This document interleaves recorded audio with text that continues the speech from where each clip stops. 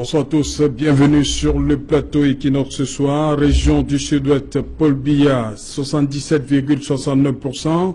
Kamto Maurice, 3,54%. Oshi, Joshua Nabangui, 12,72%. Région du Nord-Ouest, Biya Paul, 81,74%. Kamto Maurice, 3,60%. Aussi Joshua Nabangui, 10,41%. On n'a pas pu faire campagne là-bas. Tous ces pourcentages sortent d'où? S'interroge Monseigneur Samuel Cléda, archevêque métropolitain de Douala. Cette sortie du président de la conférence épiscopale nationale du Cameroun au sujet des résultats de la présidentielle du 7 octobre dernier vient raviver le climat de suspicion qui semble planer sur la réélection de Paul Biya.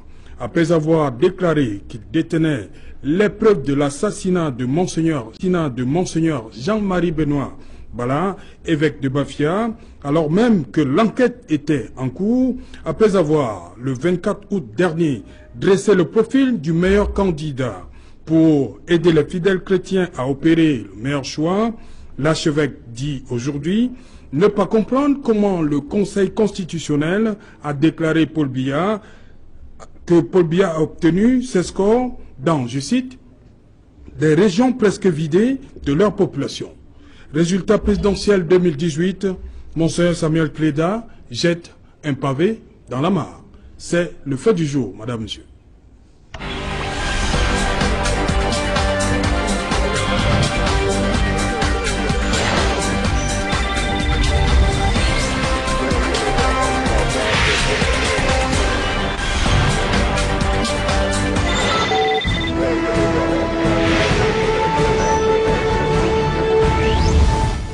Résultat présidentiel 2018, Monseigneur Samuel Cléda jette un pavé dans la mare. Pour en parler ce soir, je suis en compagnie de Casimir Désiré Tanier. Bonsoir. Bonsoir Serge Alain, bonsoir aux autres panélistes et bonsoir à tous vos téléspectateurs. Et je dois préciser que vous nous invitez en tant qu'experts de l'information.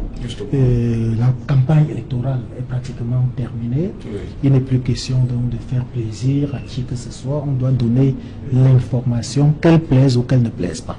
Ok, justement. Vous êtes justement journaliste d'investigation. Et directeur de publication du Jeune Enquêteur. Jeune Enquêteur. Merci d'avoir honoré votre présence. Sur ce plateau également, Hiram Iodi. Bonsoir. Bonsoir, Serge Alain. Voilà, vous êtes du mouvement Now. C'est bien cela? Exactement, mouvement Now du bâtonnier à Kerem. Voilà, justement, bienvenue une fois de plus sur le plateau. Merci, c'est un réel plaisir d'être là ce soir. Voilà, sur ce plateau également, André Luther Meka. Bonsoir. Bonsoir et bonsoir à tous les téléspectateurs. Voilà, vous êtes du Rassemblement démocratique du peuple camerounais. C'est connu, je suis dans le parti du Rassemblement national. Ok. Je commence avec vous, André Luther, sur la démarche même du prélat. Est-ce que ça vous pose un problème? Samuel Cléda, qui convoque la presse au lendemain de l'audience solennelle de proclamation des résultats. Samuel Cléda parle en tant que président de la conférence épiscopale nationale ou bien en tant qu'archevêque métropolitain de Douala. Je ne sais pas de quel bout on peut le prendre en tant qu'archevêque, en tant qu'évêque, en tant que ministre de Dieu, en tant que ministre du Vatican, mais moi je le prendrai en tant que disciple, parce que vous savez, l'Église c'est le discipolat, donc je pense que c'est le disciple du cardinal Toumi qui parle. Et lorsque le disciple du cardinal Toumi parle, je crois qu'on ne peut que suivre ce genre d'intervention. Et je dis, je suis surpris qu'un évêque de cette dimension puisse faire une conférence de presse sans argument, parce qu'il n'apporte rien à la démonstration, il n'apporte rien à la recherche de la preuve que les opposants sont en train de chercher depuis belle lurette. Ils se posent des questions. Et c'est vrai que si on n'a pas un politicien rompu, on doit se poser des questions. Parce qu'il ne sait pas que les Camerounais sont engagés derrière le RDPC, derrière le président Biya, parce que c'est celui-là qui apporte le rassemblement, parce que c'est celui-là qui a des projets constructifs pour le Cameroun. Donc on ne peut pas seulement le voter parce que effectivement il y a des crises sociopolitiques qui sont connues, qui sont identifiées. Les acteurs sont identifiés, donc je comprends qu'ils ne puissent pas comprendre. Et c'est tout à son honneur qu'on puisse voter le président Paul Biya. Et je suis d'autant plus surpris parce que je sais que l'Église c'est la rigueur. Il aurait pu venir avec, n'est-ce pas, des éléments probants qui permettent d'alléguer ou d'attester ce qu'il dit. Il est dans des interrogations, dans des supputations. C'est tout à fait normal qu'ils ne comprennent pas que des gens puissent, n'est-ce pas, voter le président Paul Biya, parce qu'effectivement, il n'est pas sur le terrain, il n'a pas fait la campagne, il n'a pas pu, n'est-ce pas, avoir des éléments qui lui permettent de pouvoir tester cela. Mais moi, je suis convaincu du fait que le président Biya a gagné dans ces régions. Lorsqu'il parle du Nord Cameroun, il sait très bien que dans des moments difficiles, le chef de l'État a toujours accompagné les populations du Grand Nord. Vous savez très bien que il y a eu, n'est-ce pas, la construction de la digue de Maga, du premier lot, du deuxième lot de 15 km, après de 54 milliards. Il y a eu beaucoup de projets comme ça, notamment un projet sur beaucoup de projets, notamment dans le Grand Nord. Donc pour moi, ce n'est pas une surprise que l'archevêque vienne, n'est-ce pas, spéculer. C'est normal, c'est important qu'ils ne comprennent pas. Ok, j'en suis encore au niveau du timing, Hiram Hiodi. Juste au lendemain, cette sortie de Monseigneur Cléda, certaines personnes ont eu un problème avec le timing, justement. Je ne sais pas pourquoi on aura un problème avec le timing. Monseigneur Cléda, au-delà d'être à la tête de la conférence épiscopale, est quand même un citoyen camerounais qui, de par justement son rôle dans l'Église, travaille à modeler les consciences, travaille à la transmission des valeurs. Et je pense que dans une société, c'est normal que les leaders d'opinion s'interrogent. Je pense qu'ils s'interrogent bien plus qu'ils n'apportent des faits, effectivement. Et ils se posent des questions que plusieurs formations politiques, que plusieurs acteurs de la société civile se sont posés tant au long de la campagne que pendant le déroulement des élections. Maintenant, on peut questionner le timing, il aurait pu le faire peut-être un peu plus tard, mais je pense que c'est des interrogations légitimes. Au-delà des pourcentages qui ont été réalisés dans ces régions-là, il faudrait regarder le nombre d'inscrits, qui est relativement faible. On évoque ça tout à l'heure. Et la participation également. Donc je pense que les questions de Monseigneur Cléda sont tout à fait légitimes et que c'est un leader d'opinion qui a le droit de faire des conférences de presse et de donner de son point de vue à la fin de la journée. C'est donc un point de vue. Voilà. Ok. Avec vous, le journaliste d'investigation que vous êtes, Casimir Désiré Tagné, Monseigneur Cléda, bien avant, on avait Cardinal Toumi. C'est une espèce de suite logique, continuation. Moi, cette position de Monseigneur Cléda. Je crois justement que c'est une continuation. Figurez-vous, l'année dernière, le cardinal Toumi avait offert une interview, je crois que c'était toujours à la Nouvelle Expression, où il disait, comme conseil à Paul Biya, quand on a notre âge, c'est-à-dire l'âge de cardinal Toumi et de Paul Biya, on ne peut plus avoir la vigueur d'un jeune. Et à la veille de l'élection, Monseigneur Cléda a fait une sortie où il donnait pratiquement des consignes de vote, même s'il n'a pas dit de voter X ou Y. On a bien compris quelle pouvait être la personne que Monseigneur Cléda aurait voulu que certains sont sentis exclus. Hein? Oui, bien sûr, puisqu'il a défini un peu le prototype du candidat qui pouvait être élu. Il a décrit le porteur robot du candidat. Ensuite, lorsqu'on a fait une sortie avant l'élection, je crois qu'il est de bon ton qu'après l'élection, on revienne pour faire un peu le bilan. Et moi, je dis, quel que soit ce que l'on peut dire, Monseigneur Samuel Cléda est dans son rôle. Il est un prêtre, donc un pasteur, qui draine des brebis, qui draine des fidèles de Dieu. Et il faut, entre parenthèses, que je vous rappelle, Serge Alain, qu'il y a des coins très reculés dans le Cameroun, où l'État du Cameroun n'a pas pu construire ni une route, ni une école, et encore moins un hôpital. Et c'est très souvent l'Église catholique qui va dans ces coins-là pour faire des constructions en termes d'infrastructures éducatives, sanitaires et autres. Donc, il y a des ouailles qui attendaient la sortie de Monseigneur Cléda. Même malgré tout, moi je retiens deux choses importantes de cette sortie. La première, il dit d'éviter de faire tout recours à la violence, quel que soit le cas. Ça, c'est la première chose. La deuxième, il dit de projeter déjà le futur en évoquant de changer le code électoral. Parce qu'il est convaincu que si l'on va aux élections, quelles que soient les élections, avec le code électoral actuel, le RDPC fera toujours un raz de marée parce qu'il y a un code électoral taillé pratiquement sur mesure. À côté, il a fait quelques petits commentaires pour commenter les résultats du sud-ouest et du nord-ouest et de l'extrême nord, qui ne changera pratiquement plus rien aux résultats qui ont déjà été rendus publics par le Conseil constitutionnel. Donc, il faut savoir lire les propos de Monseigneur Samuel Cléda entre les lignes. Contrairement à ce que les gens disent, hein, il ne s'accroche pas sur ces résultats-là, mais il a donné deux informations capitales, et c'est celle que je viens d'énoncer là. Ok, justement, parlons de ces résultats, justement, dans le nord-ouest. Paul Biya obtient 81,74% et 77,69% dans le sud. Il dit que c'est des régions qui sont presque vides. Il ne comprend pas qu'il ait obtenu un score, on va dire, à la soviétique, alors que personne n'y a véritablement battu campagne. En dehors peut-être de Akelemuna. Dans le sud-ouest. Vous étiez au sud-ouest quel jour? Alors, il y a 2 mois. Il y a 2 mois. Il y a 2 mois. Au tout début de la campagne à Manfé, et puis très récemment, à 3 semaines des élections à Limé. Voilà, il y a 3 semaines, vous étiez à Libé, vous n'avez pas pu tenir le meeting. Non, pas vraiment. On attendait un meeting avec 300 à 400 personnes. On a plutôt eu une réunion avec une trentaine de personnes, comme je l'expliquais, parce qu'un certain nombre de nos sympathisants qui partaient de Moutenguene vers Limbé ont été fortement intimidés et presque interdits de participer à ce meeting contre représailles. Donc je crois que la plupart des forces politiques n'ont pas réellement battu campagne dans cette région. Les conditions sécuritaires, de toute façon, ne le permettaient pas réellement. Bon, maintenant, moi, personnellement, je veux dire, je ne suis pas très surpris de la teneur des résultats. Les administrateurs ont voté, les forces de l'ordre ont voté, mais les populations du nord et du sud-est très clairement n'ont pas voté. Donc le peu de personnes qui sont à l'autre jaune étaient clairement en faveur du président Biya. Mais vous dites que les administrateurs ont voté, ça c'est les chiffres officiels, hein, sortis, inscrits dans le sud-ouest, 364, je m'adresse à vous, Luther Mika, 374 227, nombre de votants, 59 647. Oui. Qui ont voté dans le sud-ouest, selon les chiffres officiels. Tout à fait, il faut savoir. Ces gens-là venaient d'où?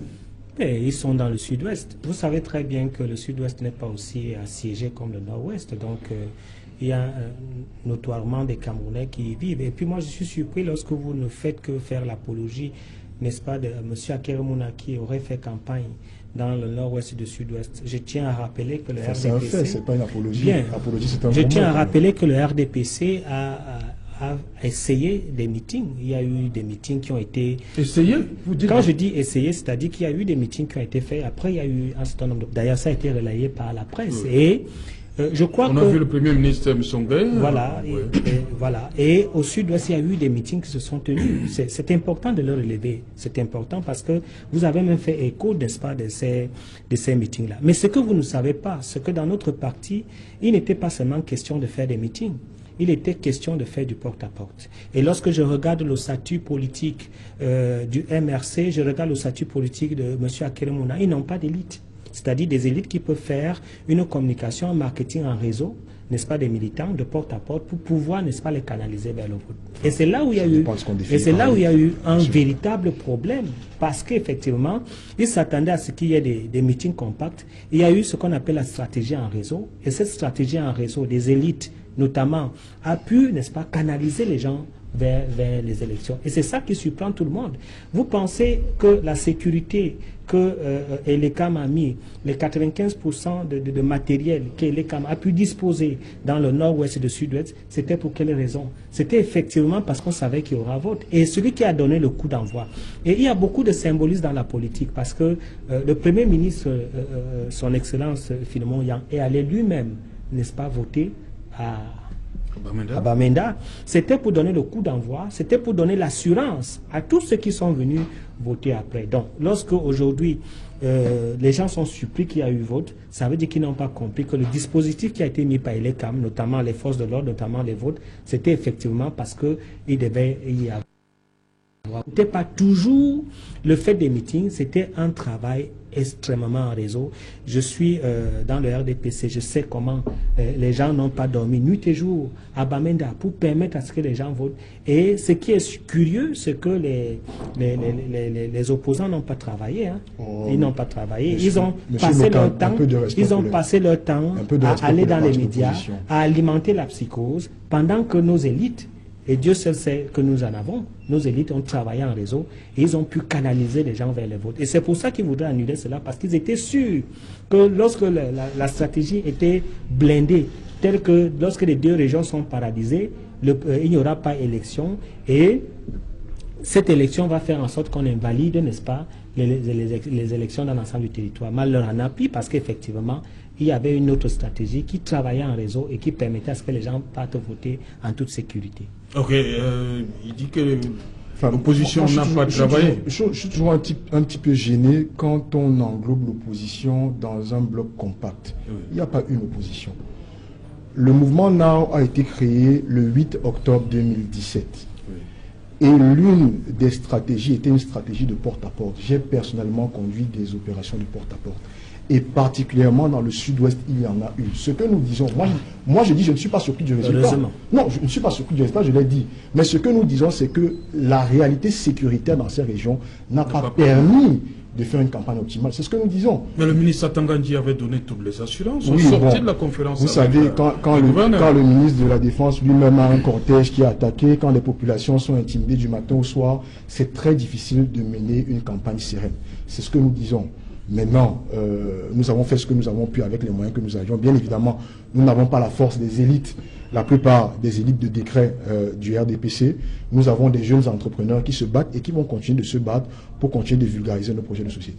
Ah, ok, Casimir, oui, Casimir. Oui, moi, ça me fait un peu une surprise lorsque vous insistez sur ce que le mouvement Now a fait pendant cette année. Je suis membre du mouvement Now. Oui, je le sais, mais n'oubliez pas, parce qu'il faut bien préciser que le mouvement Now, c'est ce mouvement qu'incarne Maître Akeremouna, n'est-ce pas? Absolument. Alors, vous savez que Maître Akeremouna a pratiquement faussé les débats de cette élection présidentielle avec son volte-face de dernière seconde qui a dérouté pratiquement tout le monde et qui ne méritait même plus qu'il se gonfle la poitrine en disant « nous avons fait ceci ». Ça, ce n'est qu'une parenthèse. C'est une opinion. Oui, c'est une parenthèse. C'est une parenthèse dans tous les cas, Iram. Maintenant, pour revenir au score à la soviétique obtenu par le candidat RDPC, c'est-à-dire le candidat Paul Biya, au nord-ouest et le sud-ouest, moi je crois que ce n'est pas un score qui devrait nous émouvoir.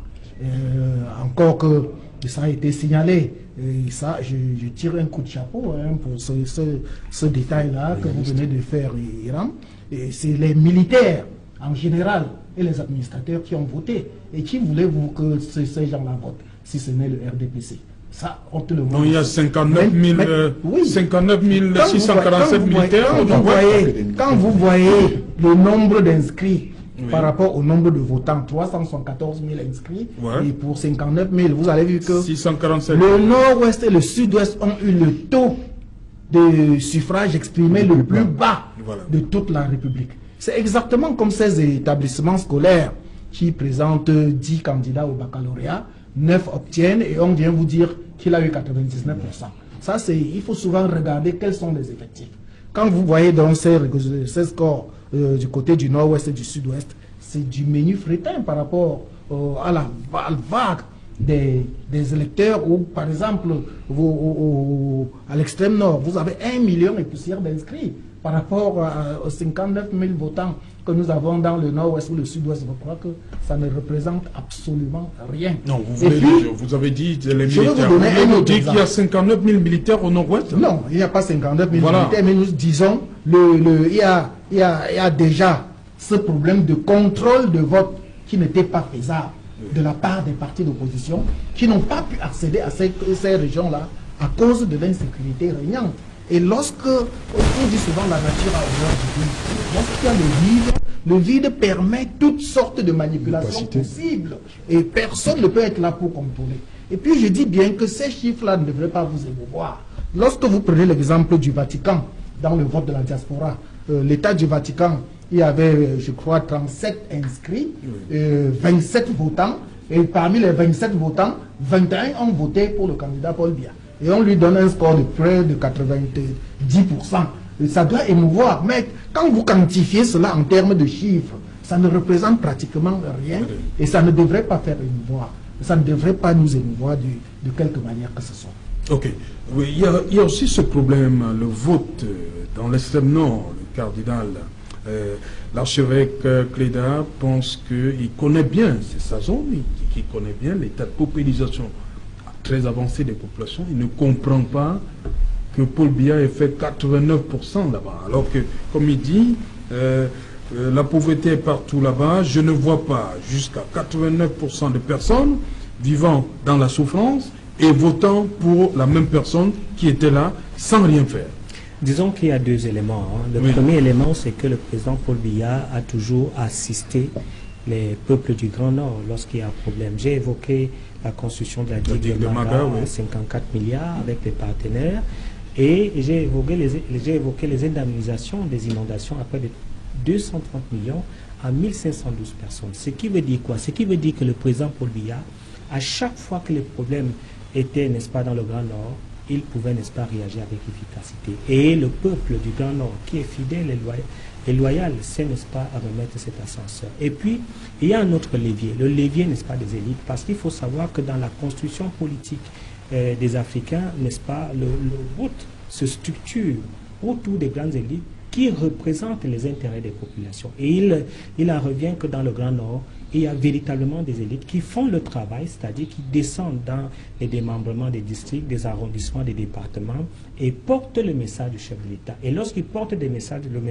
chef de l'État, ces populations s'identifient à ces élites et, n'est-ce pas, apportent leur soutien au président Paul Biya. Voilà ce qui se passe de façon systématique. Et ça, je peux vous dire que l'archevêque ne peut pas comprendre ça. Parce que, il ne peut pas comprendre ça parce qu'effectivement, ce n'est pas en politique. Ce n'est pas en politique parce que dans la représentation... Mais il est natif du coin. Non. Comment, qui peut bien comprendre qu'il est un natif du coin? Il ne faut pas battre plus 10 pour comprendre ça. Non, je dis qu'il y a des nuances qui ne comprennent pas. Parce que ce que je dis est très important. C'est-à-dire que les gens ont les intentions de vote par rapport à la comptabilité des élites qui peuvent avoir autour d'eux, qui représentent leurs intérêts et qui leur assurent un confort psychologique et même un confort matériel. C'est-à-dire que dans leur imaginaire, dans leur vie, ils savent que s'ils ont un problème, ils peuvent, n'est-ce pas, voir M. Casimir Tagne, ils peuvent voir, n'est-ce pas, le maire de Pitois, ils peuvent voir, n'est-ce pas, Sa Majesté Badjika et M. Aladiabo, le président de l'Assemblée nationale, Ayan Luc, et tous ces édiles-là. Donc ça donne un confort, ça donne une assurance, puisqu'ils viennent leur dire que nous sommes là. Si vous avez des problèmes, nous sommes là. Moi, voici, je suis là, je suis dans le RDPC, je suis avec vous, et ils votent. Et je précise encore qu'à chaque fois que, n'est-ce pas, le Grand Nord a des problèmes, le chef de l'État réagit efficacement. Voilà comment se structure le vote. Donc, c'est vrai qu'il doit se poser des questions parce qu'il ne sait pas comment ça fonctionne. Ce peuple du Grand Nord est effectivement reconnaissant, n'est-ce pas, de toutes les œuvres que le président Paul Biya pose et également aussi des élites dont il a leur affecté. Et je tiens à préciser que le président Paul Biya, qui est un visionnaire, a fait quelque chose d'exceptionnel parce que la sortie de sa campagne est l'une, n'est-ce pas, les rares sorties était, n'est-ce pas, c'est pour ça que je dis... 7 minutes. Oui, c'est pour ça que je dis que on n'a pas besoin d'une heure. Un président, un sage, n'a pas besoin de 5 heures de temps pour faire son message. Et je crois qu'aujourd'hui, je l'appelle visionnaire parce qu'il a compris que de ce côté-là se trouvait la loyauté et la fidélité. Et je crois que ce qui a suivi, c'était tout un ramdam de vote. Et je crois qu'aujourd'hui, dans le RDPC, nous pensons qu'il est aussi important de saluer ce peuple du Grand Nord, de faire un clin d'œil de ce peuple du Grand Nord qui a été loyal, qui a été fidèle et qui a compris que le président Paul Biya, c'est l'homme de la situation. Vous savez, je vais vous le dire, les Camerounais sont devenus assez matures. Et aujourd'hui, ils savent qui peut porter les projets du Cameroun, qui peut être en face de cette colonie vorace et prédatrice qui arrive. Ils savent celui qui a le poids, qui peut, n'est-ce pas, amener à bon pour les projets. Et je crois qu'ils ont fait la différence dans ces votes. Et je vous précise que lorsque les gens disent partout que nous avons gagné, le RDPC a gagné, mais pourquoi il y a des policiers en route? C'est pour la sécurité. Justement, c'est pour la sécurité. Monseigneur Cléda s'interroge justement. C'est pour la sécurité des biens et des personnes. Parce que, comme vous savez, les peuples ne sont pas homogènes. Ceux qui sont des petites poches, des petites niches d'opposants peuvent effectivement causer dommage à la majorité silencieuse qui n'obéit pas à ces entrepreneurs du chaos, à ces investisseurs, n'est-ce pas, du désordre. Je reste avec vous. Hein, depuis que le président du Conseil a proclamé un résultat, j'ai reçu ici deux membres du RDPC. Tous ont le même mot. Hein. Nous avons le triomphe modeste. Bizarrement, pour 2018, vous avez le triomphe modeste. Pourquoi? Nous devons avoir le triomphe modeste parce que nous pensons, n'est-ce pas, réfléchir pour l'avenir. Nous ne voulons pas également narguer ceux qui ont perdu, même si nous pensons que nous avons fêté, parce qu'il y a eu des liesses, il y a eu, n'est-ce pas, des euphories dans toute la République. Mais je veux vous dire que les Camerounais qui ont la maturité savent effectivement que le président Biya a gagné, parce que je vous pose la question, vous qui êtes un journaliste chevronné, comment peut-on dire qu'on a gagné et on n'apporte pas la preuve, n'est-ce pas, de sa victoire? Je vous prends un exemple. Le MRC qui brûle d'actualité aujourd'hui. Au Conseil constitutionnel, on a demandé les preuves, n'est-ce pas, de sa victoire. Au lieu de présenter les preuves, ils ont commencé à crier pour avoir les PV du Conseil constitutionnel. Comme par hasard, lorsque les résultats sont proclamés, le président de ce parti se présente dans une vidéo avec, n'est-ce pas, un document de PV. Alors, on se pose la question, pourquoi il n'a pas présenté ces PV devant, n'est-ce pas, le Conseil constitutionnel? Et qu'est-ce qui montre que ces PV sont authentiques? Puisque lui-même aussi a eu une sorte de quartier général où il y avait des informaticiens qui collectaient des données. Il suffit d'insérer deux ou trois chiffres dans ces résultats et que le calcul ne puisse pas donner. Comme le calcul des PV qui ne donne pas, justement. Non, mais ce sont ces calculs à lui. C'est ce que je suis en train de dire, qu'il soit chiffre pour que cela ne donne pas. Je vais terminer avec une incohérence assez... Je vais donc chuter sur une incohérence tout à fait... Non, restons sur le chiffre... Ça fait 10 000. Non, vous savez... Si c'est sur le chiffre l'extrême nord, vous pouvez continuer. Oui, vous savez, ce que moi je fais, l'analyse que je fais, c'est que tout ce random qu'on fait sur les élections, c'est la même lignée, c'est les mêmes personnes qui ont un courant de pensée pour saturer l'esprit des Camerounais qui a eu faute. Je suis donc en train de vous dire que voilà quelqu'un dont sa cybermilice donne 43%, le président... Donc, quand même des thèmes responsables. Le président lui-même s'octroie 39%, et puis son directeur de campagne se donne 51%. C'est pour vous montrer les incohérences de cette affaire. Et comme ce sont des avocats, ils croient qu'effectivement ils sont au prétoire, où ils peuvent défendre même les criminels en falsifiant la vérité. Ce n'est pas possible. Ok, on va rester. Il faut que l'on demande au moins à M. Meka d'avoir un petit peu de thème responsable. Cyber, milice, bandits, brigands, ainsi de suite, on peut s'en passer. Je pense qu'on peut avoir un échange responsable. Tous les acteurs politiques sont des acteurs responsables. Nous ne défendons pas la même idéologie politique. Nous sommes tous Camerounais. À la fin de cette élection, nous serons tous Camerounais. Débattons sans avoir besoin d'aller à l'extrême. Ok. Et ça, moi, je voudrais dire que lorsque André Luther parle des élites du Grand Nord, je crois en termes voilés, il veut parler des ministres du Grand Nord qui sont nommés par la force du décret dans ce gouvernement pléthorique que le RDPC utilise. Vous savez, pour ne pas citer tous, le président de l'Assemblée nationale, le président du Conseil économique et social, le vice-premier ministre Amadou Ali, Amadou Moustapha, Issa Chiroma, Dr Taïga, et j'en passe, ils sont tellement nombreux, qui utilisent l'argent de l'État pour aller battre campagne dans l'extrême nord. C'est de ça qu'il s'agit, il faut le reconnaître. Et parce que nous savons, et André Luther ne me démentira pas là-dessus, que la région de l'extrême nord est la région la plus pauvre du Cameroun. C'est la région la plus sous-scolarisée du Cameroun. C'est la région où il n'y a pratiquement pas d'infrastructure, que ce soit routière, que ce soit sanitaire, que ce soit même en termes de chômage des jeunes. Vous allez voir que tout ce qu'ils savent faire de ce côté-là, les jeunes savent rester souvent, excusez, c'est pas une insulte, rester derrière le bœuf parce qu'ils n'ont pas été à l'école, parce qu'on ne leur a pas donné les conditions pour aller à l'école. Et c'est tout naturel que Monseigneur Samuel Cléda s'interroge que comment ma zone, je connais ma région, où les gens sont aigris, les gens ne comprennent pas pourquoi ils sont tellement abandonnés et comment est-ce qu'ils peuvent toujours arriver à voter aussi massivement le président Paul Biya. Et là, je retrouve exactement ce que je venais de développer tout à l'heure. Lorsque vous votez et que vous n'avez pas la possibilité de contrôler vos votes, vous ne pouvez pas vous attendre à grand-chose. Les partis d'opposition, dans l'ensemble, tous les partis confondus, n'ont pu couvrir qu'à peine 20% des bureaux de vote sur l'étendue du territoire. Alors, de quoi est-ce qu'ils doivent donc s'attendre s'ils ne peuvent pas? Et je crois que c'est l'une des grandes leçons de cette élection.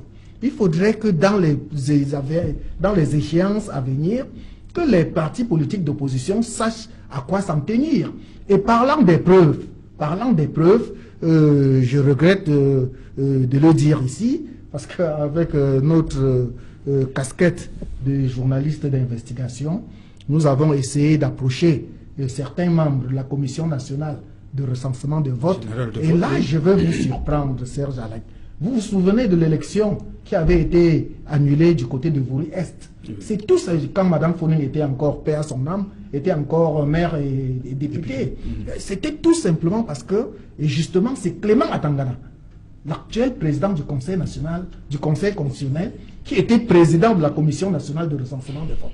Lorsqu'on est arrivé en salle, un membre, paix à son âme également, Adolphe Papi Doumbé, de l'UPC, a sorti argument contre argument. On dit PV de telle école publique de Bono-Sadi. Il dit non, voilà le procès verbal. École publique de telle, il dit voilà le résultat. Et tous les résultats étaient contradictoires à ce que Elekam avait produit. Et c'est ça qui a permis qu'on annule les élections de ce côté-là. Désolé, cette année, lorsqu'on arrive au Conseil national, première remarque, on envoie professeur Fouguet représenter l'ensemble des partis politiques au secrétariat. Parce qu'il faut vous rappeler également qu'elle est quand même représentée par 4 personnes, l'administration 4 personnes, et les partis politiques comme ils étaient 9, chacun devait choisir une seule personne pour représenter au niveau du secrétariat qui faisait le calcul définitif. Alors le professeur Fouguet, juriste comme il est, n'a absolument rien compris sur les chiffres. D'ailleurs, et je peux vous le confirmer également, ça réconforte M. Hiram, le MRC a fait ras de marée du côté du Fundi, c'est-à-dire à Yaoundé et autres, le MRC ne partageait pratiquement avec personne. Malheureusement, lorsqu'ils arrivent au Conseil national, à la Commission nationale, ils apportent une clé USB pour prouver qu'ils ont gagné, alors qu'il fallait des procès-verbaux. Donc vous voyez, moi je dis, il y a tellement de choses que nous apprenons du jour au lendemain et nous savons que les choses ne se passeront plus comme avant. Maintenant, les prochaines élections, le MRC, le SDF et tous ces partis d'opposition sauront à quoi s'en tenir, sauront qu'on ne part pas là-bas pour s'amuser, on ne part pas là-bas avec les clés USB, on part là-bas avec les procès-verbaux en nature et physique. Donc, il y a des choses qui se passent et c'est pour ça que j'ai dit quelque part, André Luther a raison, mais il faut savoir qu'est-ce qui s'est passé. Ok. Et justement, oui, il y a plusieurs choses qui sont dites sur lesquelles il faut quand même revenir. Oui. Ce n'est pas parce qu'un parti d'opposition ou un parti quelconque n'a pas un représentant dans un bureau de vote que ça autorise la fraude. C'est pas ce qu'on dit. Non, je dis il faut d'abord revenir. Je dis il faut voter et contrôler votre vote. Je dis juste que c'est important. Et la seule façon de contrôler son vote, c'est avoir un représentant dans ce bureau. Moi je vous ai écouté parler. Je voulais juste rappeler que c'est important de le dire. Oui. Parce que ce que l'on entend depuis, ce que ça sous-tend, ah vous n'avez pas eu de représentant, alors vous n'avez pas à vous plaindre, tant pis si les résultats sont ceux qui sont. Pour pouvoir avoir un appareil électoral qui garantisse un minimum de transparence. Maintenant par rapport à M. Cléda, par rapport à l'extrême nord. Oui. Je pense quand même qu'il ne faut pas faire insulte à l'intelligence de M. Cléda. Il pose des questions légitimes que tout Camerounais qui a du bon sens élémentaire devrait pouvoir se poser. Un PhD pour pouvoir s'interroger sur un certain nombre de réalités. Les élites dont on parle, et c'est très important de le relever, sont des élites du décret qui utilisent les moyens et la force de l'État pour des entreprises privées, des entreprises politiques qui sont partisanes. On n'avait qu'à regarder le parc d'automobiles durant toute cette campagne dans le Grand Nord. C'était des véhicules immatriculés CA, dont on utilise les impôts de l'ensemble des Camerounais qui n'appartiennent pas forcément tous au RDPC pour faire campagne. Ensuite, ces élites-là, et ça, ce n'est pas seulement le cas de l'extrême nord, c'est le cas de l'ensemble du Cameroun, utilisent justement la réalité de la paupérisation pour implanter le parti RDPC. C'est-à-dire, vous dites, oui, le chef de l'État est aux côtés des populations de l'extrême nord qui ont des problèmes. Je suis d'accord avec vous. Mais on a besoin que le chef de l'État soit aux côtés des populations en permanence. Et c'est justement ce qui se passe.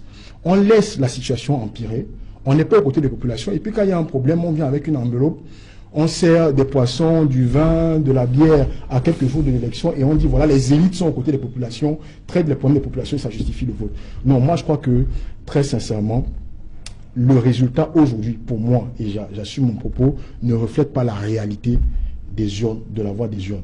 Maintenant, nous devons en tirer les conclusions. Je suis entièrement d'accord avec vous. Et je crois qu'au-delà de la représentation dans les bureaux de vote, l'une des conclusions les plus importantes, c'est la réalité du code électoral. Et Monseigneur Cléda le dit. On ne peut pas continuer d'aller à l'abattoir avec une loi inéquitable. Sa parole, il dit, même s'il faut reporter à plus loin les prochaines élections, les prochaines échéances, et revoir le code électoral. Je crois que le Cameroun devrait s'engager dans cette voie-là. Pour que tous ceux qui vont aux élections et tous la même chose. Et pour ajouter un point, nous ne devons pas exclure, et là je m'adresse à l'ensemble des partis d'opposition, parce que ça doit être ça la vraie coalition. La vraie coalition doit être celle qui nous permet d'avoir un code et un processus électoral équitable qui donne les mêmes chances à tout le monde. Et nous ne devons pas exclure une possibilité de boycott de ces élections locales si nous n'avons pas une loi qui donne la même chance à tous les acteurs. Il reviendra aux responsables des partis politiques de prendre leurs responsabilités justement, mais c'est la première leçon que nous devons tirer de cette élection présidentielle. Voilà justement, André Luther Omeka, Monseigneur Cléda également fait, on va le dire comme ça, le reproche au Conseil constitutionnel de n'avoir pas écouté les requérants. Pour le cas du professeur Kamto, il a évoqué un certain nombre d'irrégularités, mais surtout le cas de Joshua sur l'unité nationale. Parce que, on va toujours le dire comme ça, les populations du nord-ouest et du sud-ouest n'ont pas pu exercer ce droit-là, le 7 octobre. Je voudrais d'abord ouvrir une fenêtre sur la question d'élite. Et encore non, juste une fenêtre. Parce que moi je suis sociologue et la conception que les uns et les autres ont des élites est tout à fait fausse. L'élite, selon Pareto, c'est celui qui excelle dans son domaine. Et heureusement pour le RDPC, que le RDPC a des élites qui excellent dans leur domaine.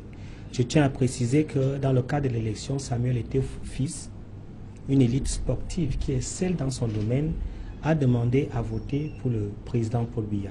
Je tiens à préciser que Rigobert Sombanac a demandé à voter pour Paul Biya. Ils ont eu leur privilège, ils défendent ils défendent leurs avantages et privilèges. Vous attendiez à ce que Rigobert Sonki était au bord de la tombe, qui a été sauvé de justesse.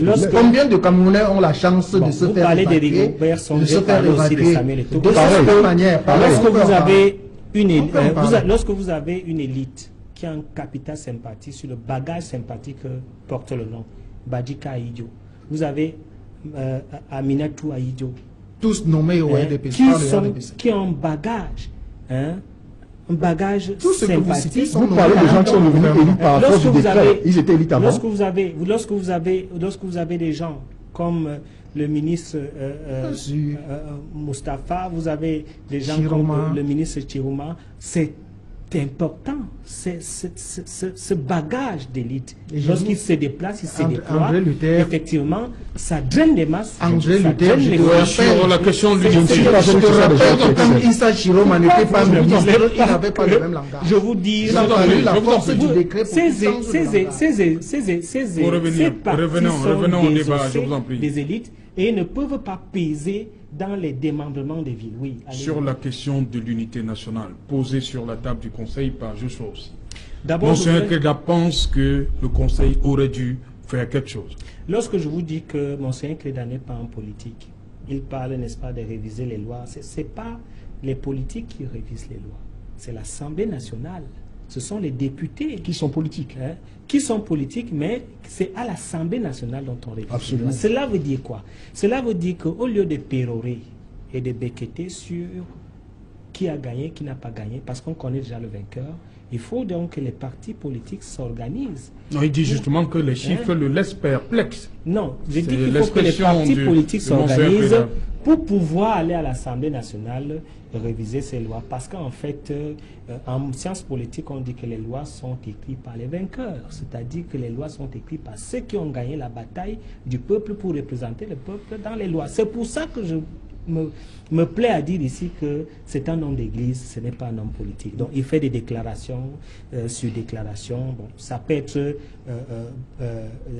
bien à entendre, mais en fait, c'est parfois un peu désossé d'une certaine logique.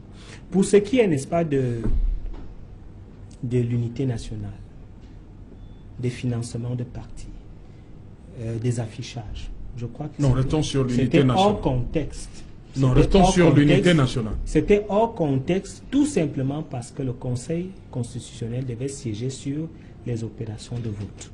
Et je crois que ces débats sur l'unité nationale, ces débats sur les financements, les affichages, n'étaient pas dans le cadre, n'est-ce pas, de la mission du Conseil constitutionnel. Non, parce que je aussi pense qu'une bonne partie de ceux qui étaient censés voter pour le SGF n'ont pas pu voter.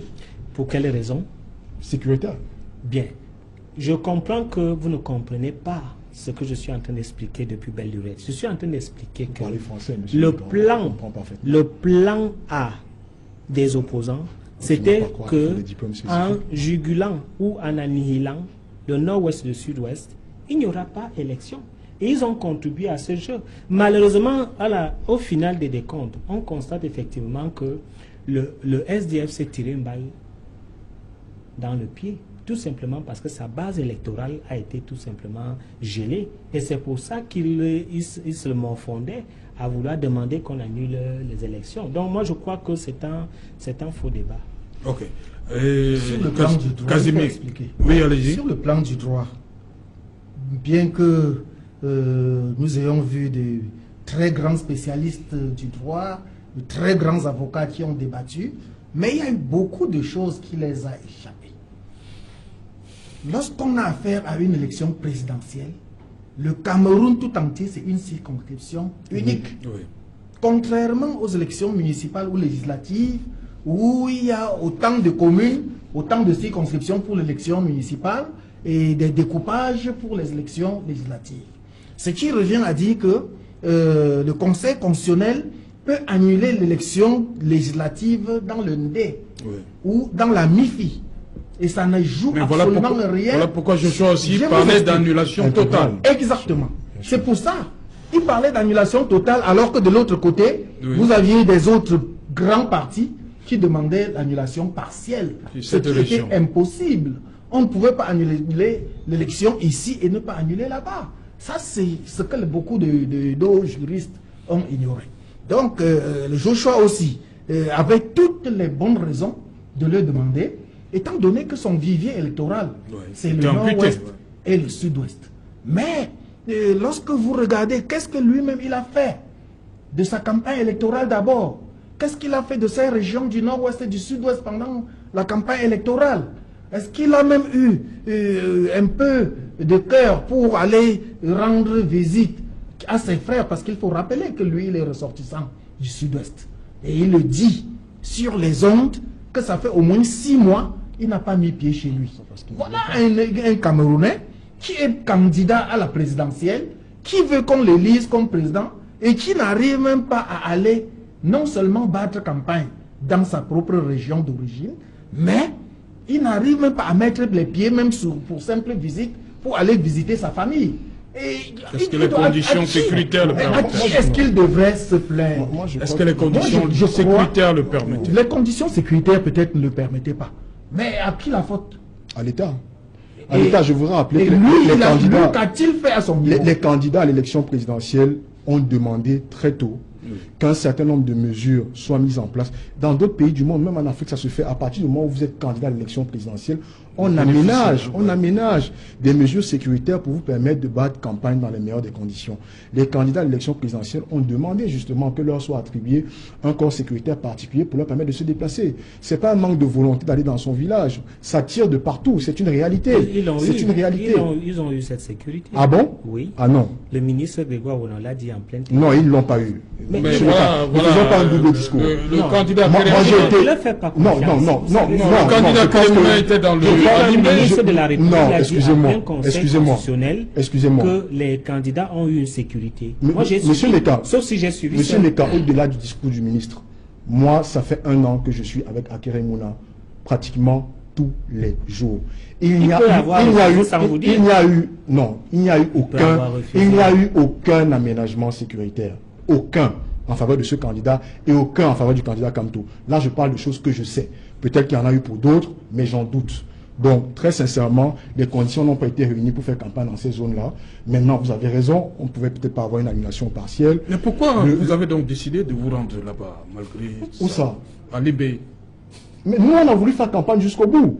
Justement. Sans la sécurité. Mais il fallait bien le faire, puisque à un moment donné, vous avez la date de l'élection, vous êtes un acteur politique, vous voulez des suffrages, vous devez faire campagne. Voilà, donc nous avons fait campagne, j'ai envie de dire, avec les moyens du bord. Oui. Nous avons fait ce que nous avons pu. Mais nous disons, s'il y avait un sécuritaire qui avait été mis en place pour accompagner les candidats, sans doute que les résultats auraient été bien meilleurs que ceux qu'on a eu. Okay. Bon, je tiens quand même à préciser que le président le candidat du SDF, le président aussi, qui a électoral est gelé, a tendu la main au président Paul Biya de pouvoir amener la situation du nord-ouest du sud-ouest. Mais ce n'est pas seulement parce qu'il est très gentil, c'est parce qu'en tant qu'homme intelligent, il a compris que si ces deux régions ne fonctionnent pas, sa mort politique est programmée. On n'a pas besoin d'intelligence, on a juste besoin de cœur. On a besoin de cœur et on a besoin que la paix revienne au Cameroun. Ça n'a rien à voir avec le fait qu'il soit du SDF. Nous voulons tous la paix au Cameroun. Donc moi-même je tiens à la président bien, nous voulons la paix au Cameroun. Depuis 2 ans que la crise... Depuis 2 ans que la crise anglophone a commencé à éclater, c'est tout le monde qui tend la main. C'est pas un problème électoral. C'est maintenant l'occasion de se poser la question. Maintenant qu'il est réélu pour un nouveau... Qu'est-ce qu'il va faire? Qu'est-ce qu'il va en faire? Est-ce qu'il va continuer à faire, à gouverner le pouvoir, à gouverner le Cameroun par procuration? Parce que moi j'ai dit que le chef d'État Paul Biya gouverne par procuration. Il n'est présent nulle part sur les grandes crises. Casimir, justement, on ne connaît rien, monsieur, on ne comprend rien. On l'a compris depuis le début. Cher monsieur. Le 25 août, Monseigneur Cléda a dressé, comme vous l'avez dit, le portrait robot du candidat que les chrétiens catholiques devaient élire. Ouais. Et justement, cette sortie-là, est-ce que ce n'est pas parce que ce n'est pas le candidat qui était attendu? Moi, j'ai toute l'impression que le Monseigneur Samuel Cléda semble déçu. Oui. Il est déçu. De ses ouailles? Il est déçu, pas du choix de ses ouailles. Il est déçu de la proclamation des résultats, ou peut-être qu'on attendait peut-être la victoire du président Paul Biya, mais pas avec une majorité aussi écrasante. Et cela repose la même question que nous posons, que vous veniez de poser à André Luther Meka. Si le candidat Biya a gagné donc par une si large majorité, de quoi est-ce qu'on a peur? Parce que tous ces jours-ci, nous lisons des messages de paix de gauche à droite, on les publie dans les journaux, il y a des banderoles partout dans les villes où on demande aux uns et aux autres de ne pas faire ceci ou cela. Moi, je crois que lorsqu'on a gagné, l'euphorie est générale. Et surtout que quand vous avez gagné avec une très large majorité, c'est cette large majorité qui s'en va en route manifester. Et nous nous retrouvons exactement un peu comme le cycle infernal. Hein. On recommence toujours, c'est un peu comme une sorte de pierre de Sisyphe. Vous connaissez que Sisyphe était un homme chargé de rouler une pierre jusqu'au sommet de la montagne. Bien qu'il savait que la pierre ne pouvait jamais tenir, il roulait et il reprenait. Vous avez vu comment ça s'est passé? On a fait des meetings pour supplier le candidat Biya de se présenter. Finalement, il s'est présenté par un tweet, s'il vous plaît. Et il a été voté massivement. Maintenant, on recommence avec les meetings où on essaie d'armer les benskinners avec des t-shirts, un peu de carburant, pour qu'ils sortent faire foule, pour dire qu'on dit merci pour l'élection du président Paul Biya. Et lui-même, le président Paul Biya, contrairement à ce qui se passe dans tous les autres pays du monde, lorsqu'on vient d'être élu, on fait au moins une sortie pour dire merci. Lui, il choisit, peut-être pour être à la mode comme les jeunes, il choisit de dire merci également par un tweet. Et immédiatement, il n'est même pas là. Je crois qu'André Luther le sait. Il sait qu'à l'heure où on est, juste après la proclamation, le chef d'État camerounais n'est plus au Cameroun. Alors qu'on attend de lui la prestation de serment, qu'il prépare sa prestation de serment dans quelques jours. Il n'est même pas là. Et puis, peut-être à partir de là où il est, il envoie un autre tweet de 2 ou 3 lignes. Moi, je me demande bien, qu'est-ce que le chef d'État qui vient d'être élu va faire de son nouveau mandat? Les jeunes le regardent. Et surtout, Maurice Kamto et Cabral Libye ont même ouvert les yeux des jeunes qui savent que désormais, il faut un peu suivre la politique de près. Okay. Qu'est-ce que le chef d'État va donc faire avec tous ces jeunes-là qui sont désœuvrés, qui ont des problèmes, qui n'arrivent même pas à aller à l'école, pour ceux qui sont allés à l'école, n'arrivent pas à trouver de l'emploi et autres. Iram, cette sortie de Monseigneur Cléda, est-ce que ça donne matière à espérer pour les contestataires? Moi, je continue de dire que... Kamto et Libye. Non, moi, je continue de dire que Monseigneur Cléda a eu une sortie tout à fait normale et que les questions qu'il pose, pour ceux qui ont lu en intégralité sa sortie, sont tout à fait légitimes. Mais je crois également que l'importance, vous posez la question pour M. Kamto et M. Libye, c'est de se projeter. Et je dis qu'il y a 2 éléments principaux. On a tourné la page du 7 octobre? Non, absolument pas. Je crois que ceux qui mènent la bataille juridique la mènent. Maintenant, moi, je voudrais parler... Il n'y aura plus de bataille juridique. J'ai dit, j'avais terminé. Sans recours. J'ai dit, ceux qui mènent la bataille juridique la mènent. Et maintenant, il y a un travail à faire au niveau de la base. On a posé une question sur les jeunes, et je crois que c'était la question la plus importante. La première des choses, je reviens encore là-dessus, je l'ai dit, on ne peut pas continuer à aller à l'abattoir. Cette loi électorale, elle est taillée pour un candidat et pour un appareil. Il faut faire un blocus et une coalition pour qu'elle soit modifiée avant les prochaines élections. Ça, c'est la première des choses. Une fois que j'ai évacué ça, je dis, cette élection a montré la soif de changement qui est portée par la jeunesse camerounaise. Il y a eu 4 candidats exceptionnels de l'opposition, avec 4 projets consistants, 4 pratiques de la politique qui sont plutôt nouvelles. Il va falloir consolider ces acquis-là. Moi, ce que je demande aux jeunes Camerounais, c'est de ne pas se décourager. La construction démocratique est un processus... Mais le peuple vous en veut justement, parce que vous n'avez pas pu vous mettre ensemble. C'est 4 candidats. Et c'est pour ça que je continue de dire que la première coalition que je demande à ces 4 candidats, la toute première... Après le 7 octobre. Oui, après le 7 octobre, puisqu'on est bien pratiquement à la fin du mois d'octobre. Non, dès avant le 7 octobre. Oui, mais on ne va pas continuer à excusez-moi l'expression, à chialer sur ce qui n'a pas pu être fait. Il y a une vie. Voilà, moi ce que je dis, le 1er janvier 2019 seront encore tous Camerounais et nous devrons continuer à construire cette nation ensemble. Oui. La première des choses, la plus importante, c'est qu'il y ait une modification de cette loi électorale pour avoir un jeu équitable. Mais la seconde, c'est que ces jeunes qui se sont engagés dans les différentes formations politiques ne se découragent pas et continuent à se préparer pour les échéances. Peut-être qu'on aura l'occasion d'en parler un peu plus tard. Oui, bonsoir Nadine Yabou. Bonsoir à vous, Serge Alain Autour. Bonsoir aux invités d'Equinox Soir et à vous, mesdames et messieurs. Ce soir, nous vous présenterons les images de l'incendie qui a ravagé un bâtiment annexe du Palais des Congrès de Yaoundé. Les flammes se sont déclarées très tôt ce matin. Les dégâts matériels sont importants. Fort heureusement, pas de pertes en vie humaine enregistrées. Minjon Fundi sort enfin de sa réserve quelques jours après la proclamation des résultats de l'élection présidentielle du 7 octobre dernier. Le chairman du SIE doute de la victoire de Paul Biya dans les régions du nord-ouest et du sud-ouest. Cameroun secoué par une crise socio-politique. Et parlant justement de cette crise, il interpelle le gouvernement à prendre dans l'urgence des mesures afin d'éviter le pire. Une réaction que vous écouterez ce soir au journal de 20h. Nous reviendrons également sur les hommages rendus ce jeudi au professeur Fabien Boussi Boulanga. La levée du corps a eu lieu ce jour à la morgue de l'hôpital général de Yaoundé. Des personnalités de premier plan se sont donc mobilisées ce jour pour saluer sa mémoire, au rang desquels le professeur Maurice Kamto. Et à l'étranger, l'annonce de la gratuité de l'école et des frais d'études universitaires du premier cycle suscite un tollé de de réaction au Libéria. Cette décision du président George Weah est un appel à la détresse de plusieurs étudiants qui ne parvenaient pas justement à payer leurs frais d'inscription en raison de la chute du dollar libérien face au dollar américain. Et puis en sport, nous parlerons de la CAN 2019, la pression qui monte sur le gouvernement à quelques jours de l'arrivée d'une mission d'inspection de la commission sécurité de la CAF au Cameroun. Ce jour, le gouverneur de la région du littoral a visité quelques chantiers pour pouvoir évaluer l'état d'avancement des travaux. Voilà donc Serge Alain Otto en quelques lignes essentielles de l'actualité de ce soir. Voilà, madame, monsieur, le développement de tous ces titres, ce sera dans le 20h de Nadine Yambou dans un instant. Quant à moi, je vous retrouve après pour le débrief.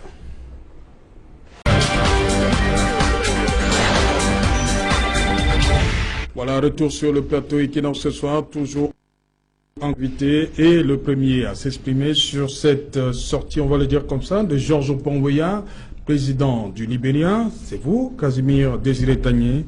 Cette annonce sur la gratuité de l'université, on va le dire comme ça. Au premier cycle de l'université. Voilà, Georges Oppong-Weah. Comment vous accueillez ça? C'est une très belle annonce. D'abord, d'ailleurs, vous avez vu l'euphorie totale dans les rues de Monrovia et un peu partout au Libéria. Des jeunes qui sont en liesse et qui sont en liesse totale par rapport à cette annonce. Je crois que c'est une annonce forte et pour que l'université soit gratuite, il va falloir déjà que l'enseignement secondaire, l'école primaire et l'enseignement secondaire soient gratuits. Ça, c'est ce qui est évident. Donc je crois que avant d'arriver à ce niveau, il y a sûrement beaucoup de choses qui ont été faites au niveau des paliers inférieurs. Maintenant, est-ce que avec cette annonce-là, les infrastructures universitaires du Libéria pourront être en mesure d'accueillir tout ce flux d'étudiants qui n'arrivaient pas à s'inscrire faute de moyens et qui maintenant peuvent le faire? Ça, c'est une question. Mais dans tous les cas, moi je dis, c'est le genre d'annonce, c'est le genre de mesure. 10 mois à peine, hein? 10 mois à peine après. 10 mois à peine après son arrivée, parce que figurez-vous, c'est pratiquement l'année dernière qu'il est arrivé à la tête de cet État-là, du Libéria. Et du jour au lendemain, on voit bien que George Weah a envie de faire quelque chose avec la jeunesse, parce que la jeunesse, qu'on le veuille ou pas, dans tous les pays du monde, constitue la grande majorité de la population. Et il va falloir les écouter, il va falloir avoir une oreille attentive envers cette jeunesse. Maintenant, il faut se poser la question, est-ce que ce cas du Libéria ne peut pas faire tache d'huile dans les autres pays du continent et surtout dans notre cher et beau pays, le Cameroun, qui vient de connaître l'élection d'un nouveau président de la République. Figurez-vous, tous ceux qui gèrent le Cameroun... Donc vous attendez des annonces fortes, des mesures fortes de la part du président élu? Nous attendons ces genres de mesures de la part du président. Surtout, tous ceux qui gèrent le Cameroun ont pratiquement été à l'école gratuitement. Ils ont même eu des bourses à l'époque. Et aujourd'hui, ce sont les mêmes qui refusent à la jeunesse de bénéficier des mêmes conditions que eux ils avaient quand ils étaient à l'école. Moi, je dis, il faudrait que l'exemple du Libéria contamine le voisin et surtout que ça contamine le Cameroun. Ok, Irami dit, c'est parce que George Weah est jeune, enfin, à la jeunesse. Je ne sais pas si c'est forcément parce qu'il est jeune, mais la rapidité avec laquelle il met en place ces mesures nous montre, par exemple, pour le cas du Cameroun, qu'on n'a pas besoin de 22 ans pour faire appliquer une constitution.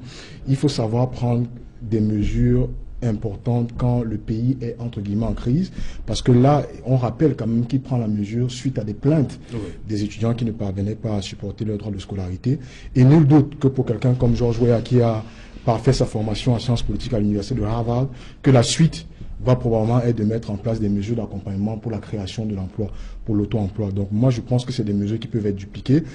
Le cas du Cameroun a probablement d'autres réalités, mais là aussi les attentes de la jeunesse sont les mêmes, très certainement, d'avoir des formations qui nous permettent d'avoir des diplômes qui correspondent aux demandes du marché du travail et d'avoir un environnement global des affaires qui permettent de pouvoir créer son propre emploi quand on n'est pas capable d'être embauché.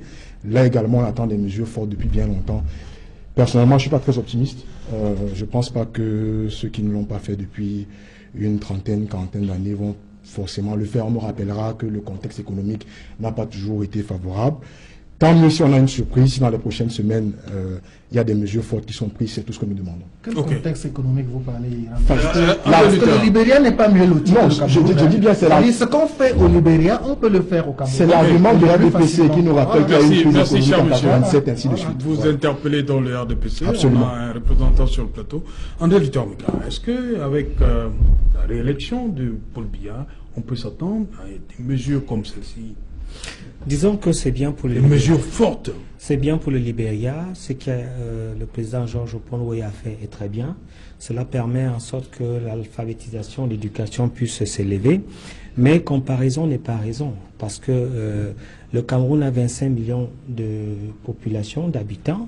Le Libéria a 4 532 000 personnes. Le Cameroun a 520 000 étudiants. Le Libéria a à peine 15 000 étudiants, et on dit effectivement que le premier cycle est gratuit, donc c'est en moyenne 5 millions d'étudiants. Et le Libéria a sensiblement 42% de taux d'analphabétisme pour les hommes. J'ai parlé de mesures fortes. Je n'ai pas demandé 62% que les étudiants soient... 62% d'analphabétisme pour les femmes. Ne restons pas à l'université avec Luther-Mika. Pour ce qui est de l'université, il faut le savoir, le chef de l'État, le président Paul Biya, a mis sur pied la prime de l'excellence, qui permet en sorte que ceux qui sont excellents ont, n'est-ce pas, une prime substantielle à la fin de chaque année. Le président Paul Biya, pour les étudiants qui ont un certain nombre de problèmes qui sont démunis, ont mis ce qu'on appelle à l'université le Job Work Study, qui permet à ce que lorsque vous avez des problèmes, que l'enseignement supérieur avec les mairies puisse vous donner du travail pour pouvoir, n'est-ce pas, payer les écoles. Et également, je tiens à le rappeler pour ceux qui nous regardent à Mondo Vision que la pension à l'université, c'est 50 000 francs payés en 2 tranches, 25 000 francs. Donc vous comprenez que le président Paul Biya a effectivement fait un certain nombre d'efforts pour qu'il y ait, n'est-ce pas, l'éducation. Vous trouvez que 50 000, c'est à la portée de tout le monde? 50 000, c'est à la portée de tout le monde parce que tous les Camerounais se débrouillent. Ceux qui n'ont pas assez de moyens, on a mis en appui le Job Study qui permet, n'est-ce pas, d'aider les plus démunis. Et je tiens aussi à rappeler que même les étudiants handicapés ont des facilités d'inscription, parfois qui sont gratuites à l'université et des études, des cas sociaux. Donc c'est pour vous dire quoi? C'est pour vous dire que lorsque le président Paul Biya libéralise le savoir qui coûte extrêmement cher et chaque année près de 25 000 étudiants frappent à la porte de l'université, il faut certainement voir. Bon, il y a eu un problème. Il y a eu un problème. À l'époque, j'étais président des étudiants sur la gratuité, n'est-ce pas, de l'école. Et vous savez très bien que l'université est subventionnée parce que un étudiant, je crois que la subvention est à près de 230 000. Et dans les cycles de recherche, le chef d'État donne des dotations assez importantes aux enseignants, près de 500 à 900 000 pour... Donc, à l'époque, le professeur Bekol Ebe était président de la conférence des recteurs. Lorsque les étudiants avaient fait la grève, il y avait un problème. Faut-il rendre l'école gratuite ou la payer? Alors, si cette affluence qui vient des lycées entre à l'université gratuitement, effectivement, avec des problèmes de subvention, on ne pourra pas. On a donc mis, n'est-ce pas, la condition qu'il faille faire une sélection pour que ce soit ceux qui ont la moyenne de 12 qui puissent entrer à l'université pour que le cap soit réduit et contrôlable. C'est qui n'a pas été de l'humeur du chef de l'État, parce que le chef de l'État a voulu que tout le monde puisse avoir accès au savoir, même s'il faut payer 50 000 francs. Et je crois que c'était la meilleure solution. Casimir. Je voudrais préciser, parce que moi je suis parent d'étudiants à l'université de Douala, et je connais exactement le fonctionnement. Je sais que Martin Luther qui y est, André Luther y est également. Les 50 000 francs dont on nous fait croire que ça ne représente rien, mais absolument rien par rapport à ce qu'il faut payer pour qu'un étudiant fasse véritablement ses classes. Parce que ils se retrouvent dans un amphi à 7000 étudiants dans Donc vous rejoignez pour une fois André Luther? Non, justement, je ne suis pas d'accord avec André Luther. J'ai dit, les 50 000, ce n'est que de la poudre aux yeux parce que il va falloir payer une chambre à un étudiant qui coûte 25 000, 30 000 francs parce que l'État n'a pas prévu des conditions pour que les municipalités puissent accueillir même le 10% des étudiants qui arrivent à l'université. Donc, en dehors de ça, les polycopiés, les polycopes et autres cours des enseignants, vous ne savez pas, Serge Alain, sont pratiquement payants. C'est-à-dire, l'enseignant vient en classe, il vous dit, je considère le cours de droit de la famille et de la personne, je considère tel chapitre comme vu. Vous êtes obligé d'aller payer ces polycopes et il va falloir trouver cet argent qui coûte généralement entre 5 000 et 7 000 francs un polycope. Vous voyez, en dehors de ça, j'ai parlé déjà de logement et autres conditions. D'ailleurs, pour que moi, mes enfants réussissent dans cette atmosphère-là, je me suis toujours trouvé obligé, parce que j'en ai déjà eu 3 qui sont passés par l'université de Douala, je me suis toujours trouvé obligé d'aller voir leurs aînés qui forment ce qu'on appelle club d'encadrement, qui sont généralement des étudiants du cycle doctoral et autres, que vous devez payer en surplus pour qu'ils enseignent les enfants. Tout cela, ça ne fait pas partie des 50 000 francs. Donc, je dis, ne projetons pas. D'autres même vont vous dire, Serge Alain, que le président de la République, par sa magnanimité, a offert des ordinateurs et autres aux étudiants. J'allais en parler. Comme si c'est ça là, comme si c'est ces ordinateurs qui étaient le besoin des étudiants. Je crois que les étudiants camerounais ont besoin d'autre chose et le pouvoir en place sait exactement qu'est-ce qu'il peut faire. Je crois que le Libéria n'invente pas la poudre à l'époque. Voilà, chaque fois qu'on a un pays africain surtout qui prend une mesure forte, on nous rappelle toujours que le Cameroun, c'est le Cameroun et que XY conditions ne permettent pas de mettre en place cette mesure-là. D'ailleurs, si on vous explique le Cameroun et que vous comprenez, c'est que vous avez... Voilà, vous l'expliquez. Moi, je suis d'accord avec M. Meka qui parle de la question de la subvention qui nécessite un réajustement du budget de l'État. Mais la réalité, c'est justement quelles sont les priorités qui sont accordées dans ce budget de l'État. Comment est-ce qu'on utilise l'argent public au Cameroun? C'est ça la question fondamentale. C'est-à-dire que vous regardez là, on a vu passer hier une dotation de 272 millions pour la villa du président, enfin une villa, alors que je crois qu'à 3 fois moins, on aurait pu faire quelque chose d'exceptionnel et de standing qui correspondrait à la stature, à la position du président du Conseil constitutionnel.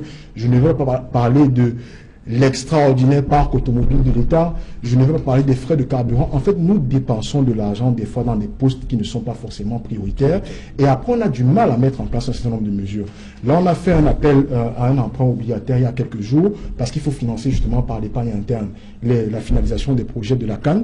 Je crois que l'une des mesures fortes qu'on attendrait et qui serait la plus raisonnable, c'est une réduction du train de vie de l'État pour pouvoir réajuster notre budget et investir dans des priorités comme la gratuité des frais universitaires. Ce n'est pas sorcier. Il faut qu'on arrête de nous expliquer au Cameroun que le Cameroun aurait XY conditions qui ne permettraient pas de mettre en place ces mesures. Il faut juste qu'il y ait une responsabilité, qu'on arrête la gabegie financière et qu'on gère l'argent public de manière responsable. C'est tout. Ok, André Luther Meka, il y a Nidjon Fundi qui ne semble pas être convaincu par le score de Paul Biya dans le nord-ouest et le sud-ouest. Oui, mais c'est le même problème, qui revient. Et j'ai l'impression que il voudrait qu'on ne compte pas les voix des populations du nord-ouest et du sud-ouest. Ce serait un crime de lèse-majesté parce que les Camerounais se sont exprimés. L'autre point de vue, c'est le point de vue politique. Ils ont compris effectivement que leur base politique est gelée et il faudrait, n'est-ce pas, pouvoir se débattre pour démontrer effectivement que le RDPC n'a pas eu les voix de ce côté. Et je crois que Casimir, le directeur de publication de Satellite, jeune enquêteur autant pour moi, a pu démontrer effectivement qu'il y a eu également une abstention assez lourde et que ceux qui ont voté étaient effectivement étaient assez j'allais dire minuscules par rapport, n'est-ce pas, aux chiffres de départ. Donc je crois que le président Nidjon Fundi est en train de se batailler pour sa survie politique, pour démontrer effectivement que le RDPC n'a pas une assise au niveau du nord-ouest et du sud-ouest, mais je ne vais pas revenir sur ce que j'ai dit pour ne pas être répétitif. le RDPC a véritablement travaillé dans cette zone à travers ses élites dans un système en réseau. Ok. Casimir Tagné, on parle de plus en plus de ce qui s'est passé pour le SDF. Le 7 octobre, on parle des déculottés, tout ça. On demande même si le SDF va se relever de ce qui s'est passé. Et André Luther Meka parle de survie, que Nidjon jouait là sa survie à travers cette sortie. J'aime bien cette expression de survie que Nidjon Fundi serait en train de jouer, prononcée par André Luther. Mais j'ai envie de poser la question à Nidjon Fundi. Il était où pendant la campagne électorale? Voilà. Il a pratiquement abandonné Joshua aussi pendant toute la campagne électorale. Et il devrait s'attendre à quel résultat? Et puis, parlant de la survie politique, dans la vie, Serge Alain, il faut souvent éviter de scier la branche sur laquelle vous êtes assis.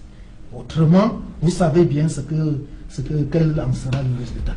Lorsque vous vous souvenez que l'année dernière, le SDF a organisé au sein de l'Assemblée des séances de boycott, des chansons, rappelez-vous. Oh, vous vous rappelez bien de cette chanson-là. C'était une façon de scier la branche sur laquelle le SDF était assis, lui-même assis. Et je ne veux pas en dire plus. Je sais que vous savez bien que je suis un notable. Parfois, nous, on ne parle pas des paroles. Mais les téléspectateurs ne sont pas les notables. Il y a beaucoup de notables parmi les téléspectateurs. Non, ils ne sont pas nombreux. Les notables ne sont pas nombreux. Qu'est-ce qu'on veut comprendre? Nous, on veut comprendre. Voilà, si vous voulez qu'on parle en termes d'un peu plus clair, oui. Serge Alain, vous êtes un des responsables ici à la télévision Kinops. Si vous commencez à insulter votre PCA, le président Tchonke, je ne crois pas que c'est lui qui a encore la possibilité, parce que on dit généralement que quand vous tenez la manche du couteau, celui qui ne tient pas la manche, il faut faire attention. Lui, il doit faire attention. C'est celui qui tient la manche qui sait qu'est-ce qu'il peut en faire. Jusque-là, vous avez dit que je parle encore en termes voilés. Mais je dis, si vous, Serge Alain, vous commencez à dire du n'importe quoi de Séverin, Sonke et de tous les autres hauts responsables de Kinops, ne soyez pas surpris que vous signiez votre mandat de mort dès le lendemain. Et c'est exactement ce que le SDF a fait. Mieux, pendant la campagne, vous avez vu que tous les gros membres du SDF qu'on connaissait, que ce soit Jean-Michel Nietzsche, que ce soit Mbandam, que ce soit Nidjon Fundi lui-même, on ne les a vus nulle part pendant la campagne électorale. Ils ont abandonné Joshua aussi à lui-même, et aujourd'hui ils reviennent pour dire que le score n'est pas bon. Ils s'attendaient à quoi? Qu'est-ce qu'ils ont fait pour améliorer ce score-là? Et j'ai dit, vous allez voir, si vous avez eu la chance de lire le dernier jeune enquêteur, moi j'ai dit que c'est la dégringolade totale pour le SDF. Parmi les leçons. Et vous savez, oui, ça fait partie des leçons que nous avons essayé d'évoquer. Il est facile d'arriver au sommet, mais il fait très difficile de se maintenir. Aujourd'hui, le SDF était la première force de l'opposition camerounaise. Il est pratiquement ravalé aujourd'hui au 4e plan, après Kamto, Cabral Libi et autres. Le SDF arrive très loin et ce n'est pas très facile de se relever. Surtout que aujourd'hui, c'est la jeunesse qui contrôle et la jeunesse a soif du changement. La jeunesse a longtemps observé le SDF. La jeunesse n'a pas constaté que le SDF a apporté des arguments pouvant amener le RDPC à changer. Peut-être que derrière le MRC et derrière le candidat Cabral, cette jeunesse-là pourra avoir autre chose. Donc voilà les leçons que l'on tire de cette élection-là. Et j'ai dit dans une chronique que j'anime aux jeunes enquêteurs que rien ne sera plus comme avant au niveau des élections au Cameroun. Ilham Youdi, votre champion a été investi par le FPD, mais aujourd'hui on a envie de savoir. Quelques jours du 7 octobre, vous êtes mis derrière Maurice Kamto. Absolument. On a envie de savoir, Mouvement Nao, qu'est-ce que pour 2019, alors, vous transformez en force politique? Oui, c'est intéressant de poser la question et de pouvoir rebondir également sur la question de la jeunesse. Il va y avoir dans les tout prochains jours une déclaration très claire du bâtonnier Akere Mouna sur le devenir du mouvement Nao. Oui. Ça devrait se faire d'ici le début de la semaine prochaine. Donc ce sera très clair. Et maintenant pour se projeter, parce que je crois que c'est le plus important aujourd'hui. Vous parlez déjà de 2019. Enfin, de 2019, mais d'un tout, parce que la mobilisation politique, et c'est ce que je veux que notre génération comprenne, est une activité de tous les jours. il ne faut pas qu'on s'endorme et qu'on se réveille à la veille des élections. Donc je crois qu'il y a deux défis majeurs qui nous attendent. J'ai déjà parlé du défi global des appareils en faveur d'une coalition pour le changement de la loi électorale. Oui. Mais pour nous, les citoyens, il y a deux défis majeurs qui nous attendent. Pour les citoyens qui se sont réveillés grâce à l'émulation de cette campagne politique, il faut rappeler... Et qu'au final, on a compris que beaucoup n'étaient pas inscrits. Il faut rappeler donc que l'inscription sur les listes électorales réouvre le 2 octobre. On va laisser le combat... Le 2 janvier 2019. On va laisser le combat de la coalition pour la modification du code électoral à nos têtes de parti, mais pour les citoyens, il faut s'inscrire massivement à partir du 2 janvier et rappeler que le président élu peut déclencher les élections locales à n'importe quel moment, même si il a demandé un report d'1 an. Et la deuxième catégorie de la jeunesse à qui je voudrais m'adresser, c'est ceux-là qui, comme moi, sont dans l'engagement citoyen depuis des années et dont l'engagement politique n'est que la conclusion de plusieurs années d'intenses actions dans les mouvements de jeunes. Ceux qui veulent se porter candidat aux élections locales l'année prochaine, c'est maintenant qu'il faut prendre cette décision-là. Parce qu'il y a tout un travail à faire. Il faut maîtriser sa circonscription, il faut maîtriser la composition sociologique de cette circonscription parce qu'elle va imposer une certaine composition des listes électorales. Il faut avoir une idée du niveau actuel d'inscription dans cette circonscription pour savoir quel est le travail de mobilisation qu'il va falloir faire pour rehausser le niveau des inscrits.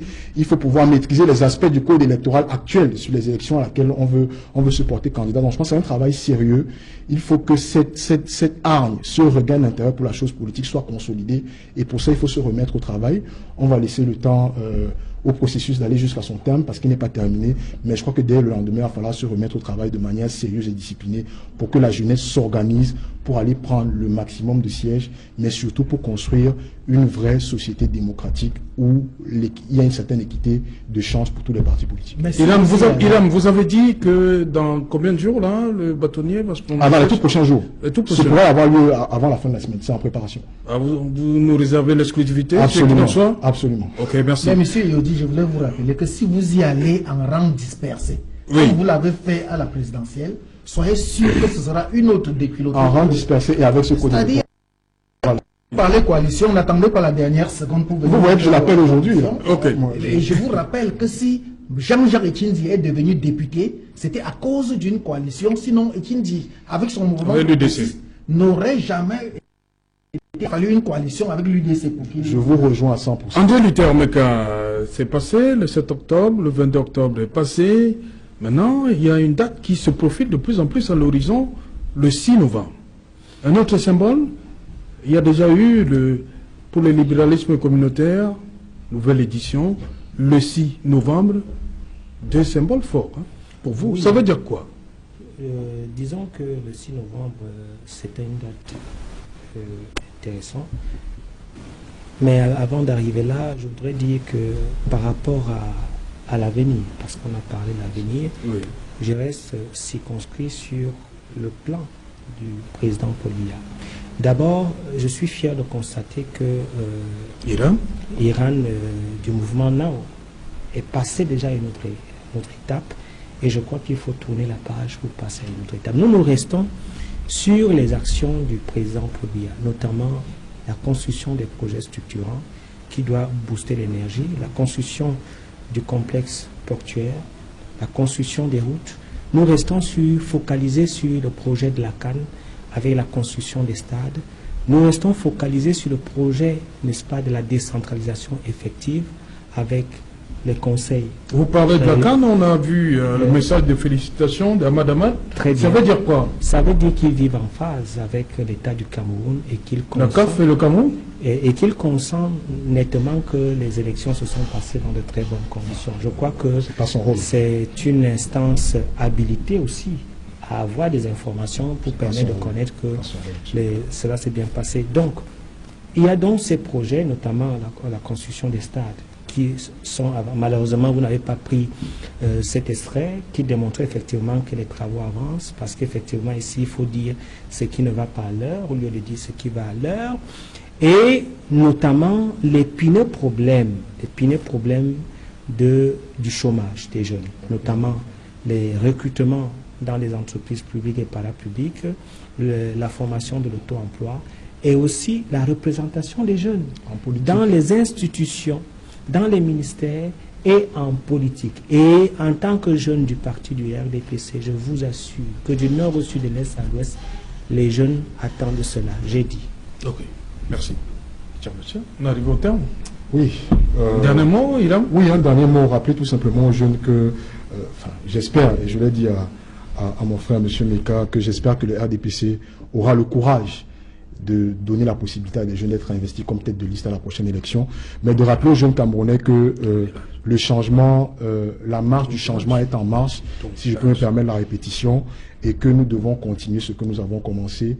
Il ne faut pas se laisser abattre par la déception du résultat que nous avons eu cette année. Il faut que nous continuions à travailler de manière solide, de manière structurée, dans la discipline pour pouvoir parvenir au résultat. Et je sais que nous l'aurons et que les élections qui arrivent, la mobilisation qui arrive, sont un moyen de continuer à démontrer notre rapport de force.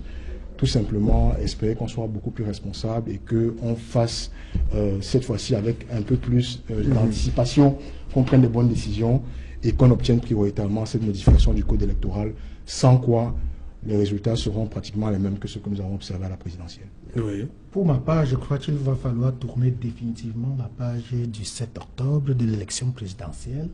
Il faut déjà projeter le double scrutin de l'année prochaine, c'est-à-dire l'élection législative et l'élection municipale qui arriveront à pas de gens.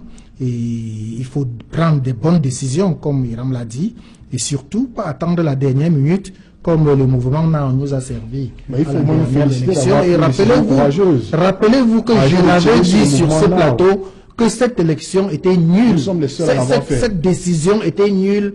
Et nul effet, et vous avez vu nous avons pris une décision les bulletins du candidat Akerim sont restés dans les bureaux de vote partout, même en ville, à quelques enclavures des bureaux de l'ECAM. Je crois que c'est parce qu'il faut retenir qu'un candidat. Il faudrait donc savoir. Merci. Et que nous appelons les autres à savoir. Je dis, nul ne doit se prévaloir de sa propre turpitude. Merci, merci, cher monsieur. Merci, madame, monsieur. C'est ici que prend fin Equinox Soir, rediffusion 23h GMT. Il sera minuit à Zoum Yemvak, département du Djaïlobo, au Cameroun.